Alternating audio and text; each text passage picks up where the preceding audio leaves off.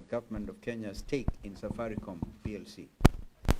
Taken together, these instruments represent a dangerous and coordinated assault on Kenya's constitutional framework of public finance management, the long-term integrity of strategic national assets, and already battered public trust in state stewardship. They are being advanced at a moment when Kenya's fiscal credibility is under acute stress, and when the Kenya Pipeline Company IPO has demonstrated what happens when government asset transactions are conducted without transparency and without competitive process or genuine public buy-in.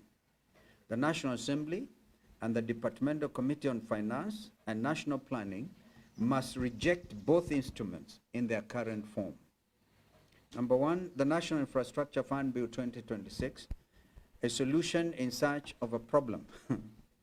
Kenya's infrastructure deficit is not a product of institutional scarcity.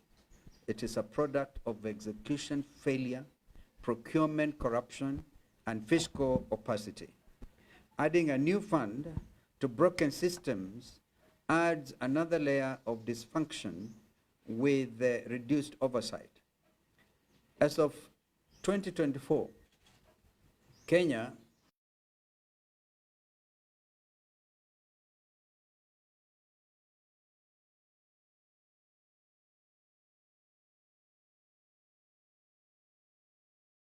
proliferation, the control of budget as flagged as a major governance risk. Article 206 of the Constitution is unambiguous. All public revenue must flow through the consolidated fund and be subject to parliamentary appropriation. We underline that. The proposed fund risks creating a semi-autonomous financial reservoir where cabinet-level officials can deploy significant public resources without annual parliamentary approval.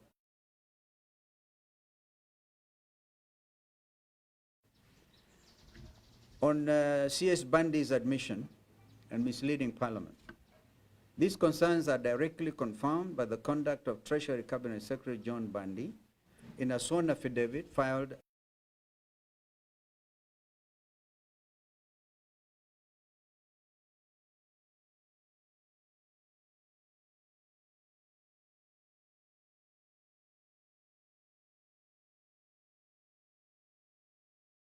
consistently presenting the fund to parliamentary committees as a public fund subject to parliamentary oversight. His court affidavit refuted a wholly contradictory reality. The entity is not a fund within the meaning of Article 206 at all, but a limited liability company, one that had not even been incorporated when these assurances were being given to MPs. A cabinet secretary who assures Parliament of a 5 trillion shilling vehicle constitutional status, then swears under oath to his private and incorporated nature, has not made a technical error. He has misled the legislature on a matter of the highest fiscal and constitutional consequence. Of the Constitution, the National Assembly must summon CS Bandi to reconcile his parliamentary presentations with his court testimony. Parliament cannot pass legislation. The Cabinet Secretary has admitted under oath was misleading. Instead, Kenya should deepen its infrastructure bond market, reform the PPP framework, that is public-private partnership,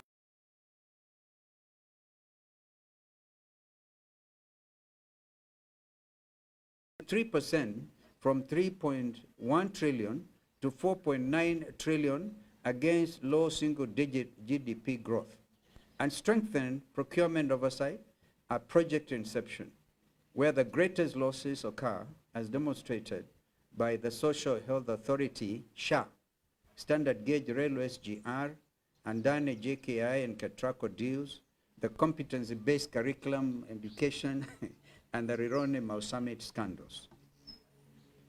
Number two, sessional paper number 3 of 2025, selling Kenya's crown jewels for fiscal pain relief. Safaricom is not simply a structure utility. The backbone of Kenya's digital payments architecture through M-Pesa, host of critical government service delivery channels, and one of the most consistently profitable public assets on the continent. In financial year 2024, Safaricom declared a total dividend payout of 8 billion shillings, a significant share flowing to the government. To divest this stake, even partially, to plug short-term fiscal gaps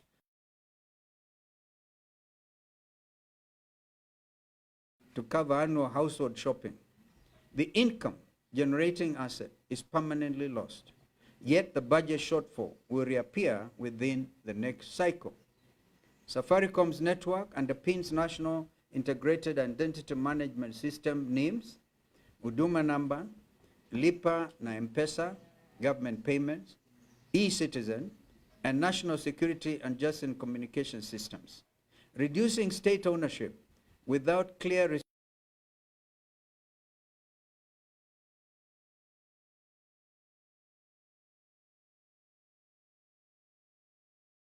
to Parliament. The sessional paper fails to answer elementary questions.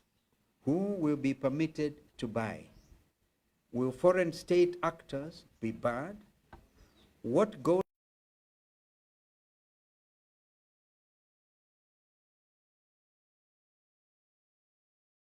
commercial shareholders gain greater influence? These omissions are disqualifying failures of due diligence. Number 3, the Kenya Pipeline Company IPO, a cautionary tale the government refuses to heed. The KPCI IPO stands as one of the most instructive object lessons in how not to conduct a government asset divestiture. The process was marked by pricing, questioned as overvalued, advisor selection without public, accountable, competitive process, modest retail investor participation, and weak secondary market liquidity. If the government an IPO with credibility and genuine market confidence, there is no basis for public trust that it can responsibly execute a partial divestiture of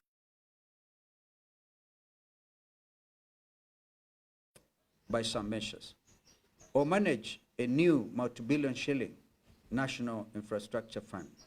Credibility in asset transactions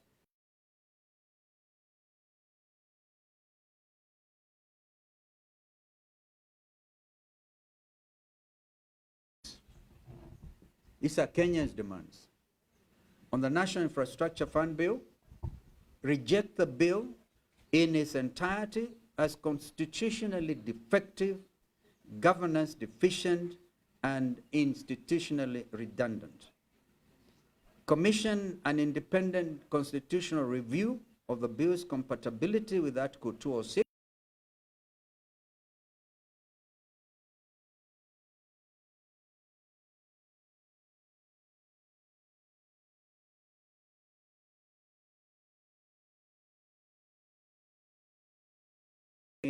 existing infrastructure financing instruments of institutional multiplication.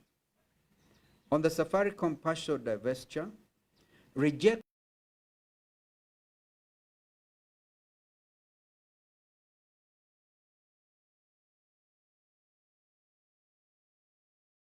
a full publication of all transaction advisor engagement terms and selection processes, commission an independent actuarial and strategic valuation of the Safaricom's national security assessment of reduced state shareholding, and hold full public participation hearings in line with Article 118 of the Constitution on the KPC IPO and asset monetization policy. Direct the Public Investments Committee to conduct a full postmortem of the KPC IPO, including pricing methodology, advisor selection, underwriting conduct, and retail participation outcomes. Suspend all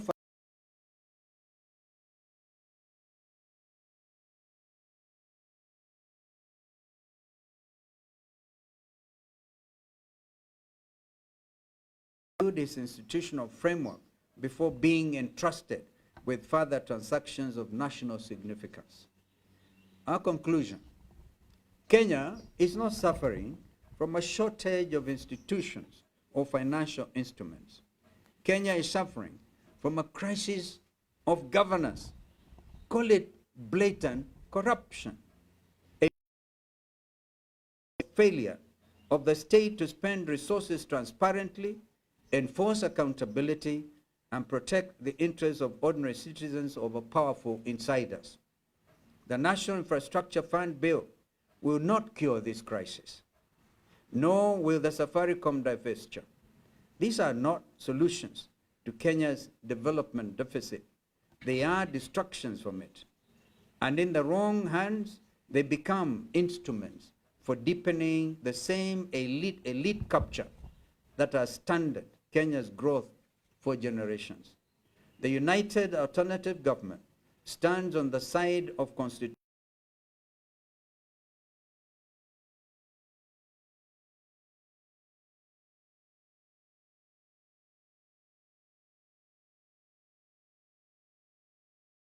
(2026). And I thank you. Yes, sir. My colleagues here, of course, can join me in answering some of this. Yes, sir. Yes, Cairo.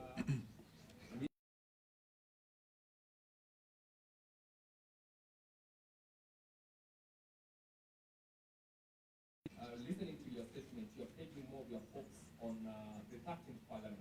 And we know that the 13th Parliament so far, when it comes to bills, the Kenya Kwanza administration have been having the last laugh. Do you still have hopes that going forward that they still listen to your grievances? And if at all the National Assembly passes this, what would be your next course of action? And by the way, my second question, yeah, there. Why don't we are aware that, and even before our late brother Raila Odinga left us, we used to openly say that the state capture of the 13th Parliament, every Kenyan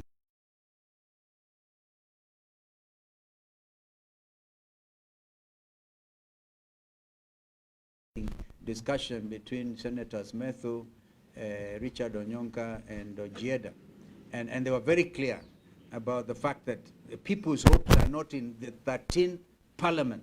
This is why we have called this press, very important press briefing, because this is where people's hopes and expectations are. And if there be any members of Parliament, clearly, with those within our framework, and there are quite a number, they should rise in opposition so that their numbers, every name, yeah, just like happened with the Finance Bill, Finance Act of 2024, that everybody, right, a division should be called, yeah, a division should be called, and every person who stands in objection to this state capture and theft of everything this country stands for, then the Kenyans will be able to see, yes, member for this constituency has stood with the people. But we are aware they may attempt to force. If they do, this line of action is you have course of justice. Yeah, because the courts cannot interfere at this stage, second reading, committee stage, third reading. The moment before this thing is signed or whatever happens, we will take it up. We are not just about to give up, because if we do, we are auctioning the future of our children. Cairo, your next question. my second question was, I remember vividly before Christmas, you had promised as the United Alternative Government will have already decided who will be flying the flag. I know that is the elephant in the room. So far, what has been the Cairo, there's no elephant in no room. Okay. You know, we cannot be that static, right? We will sometimes issue statements, and then after consulting, we may vary them. because we are trying to build a broad consensus going forward. We will address that issue. We want to give that assurance to Kenyans. But don't force it on us. Thank you. Kuna mwingine? Yes. For Daily Nation. The culture of lying is becoming common. We saw the CS lying. We know other prominent people also lie. Yeah. What consequence will you be seeing from your side on this lie?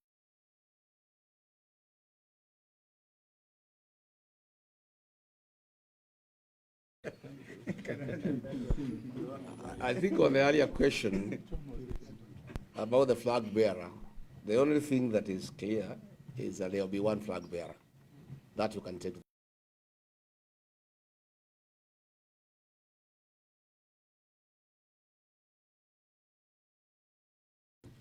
In the year 2002, Mwai Kibaki, the single presidential candidate for the opposition then, was announced on 14th of October 2002, when the elections were to be held on 27th. This lying culture to an end is to send William Ruto home. There is no other remedy, because to talk about corruption and bribery, he has made bribery a way of life.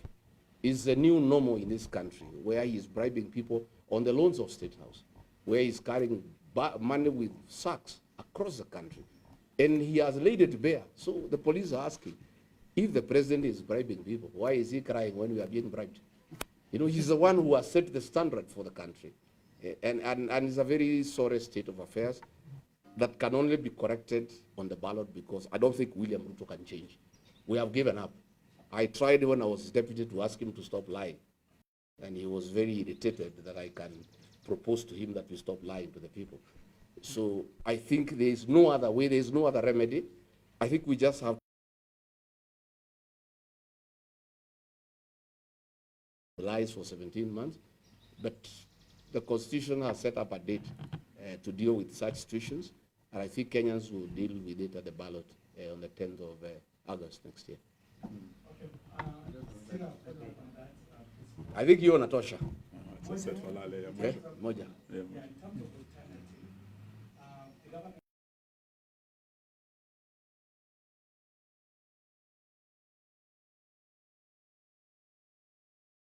report in terms of bordering actually raising to about 11 trillion. What do you want to say about, government saying we want to create this fund because we want to borrow for infrastructure? I think it goes back to the earlier question. Can you trust William Ruto on anything? That is the problem. What we know is that they are creating a fund that will not go through Parliament, that will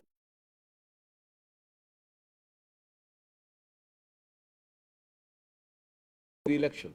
He wants 5 trillion shillings that is not approved by Parliament, that is not audited by the Auditor General, for bribing the people of Kenya. And that is the situation. So I don't think by anybody, because I don't think there is any proven matter that they have given a certain commitment and it has gone through. So I think that credibility issue is really very worrisome. Asanteni sana. Add to that, Allow them to go.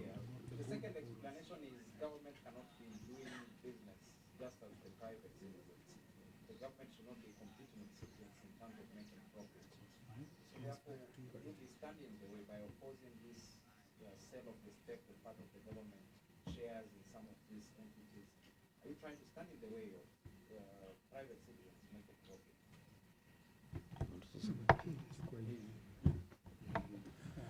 I think first of all, just to go back to Seth Olale, the issue of borrowing. Actually, when you look at the instrument, I think it's clause 5 to A. It is for borrowing. But what is more dangerous is lack of parliamentary oversight. And that is bigger than the budget. So I think this is what we must take with a pinch of salt, because we know the people we are dealing with. It's a very highly transactional government, and the characters who are actually the key players in this have a history. And looking at what they're doing, or the extent they can go to make money, to commercialize, to put personal interests over national interests, even in Darfur, where you have the blood money, the diamonds, the gold, the RSF. You go all the way to the M23 in DRC, the diamonds there. These are people who can go to any extent for that extra money. What would stop such people from auctioning strategically what hopes do we have in this parliament? And we are saying it's not a matter of hoping. It's a matter of defending the national interest. To court on the 12th of March. So we will not just live on hope. We are responsible opposition. We are going to take on this government step by step, blow by blow, and deal with it. Thank you.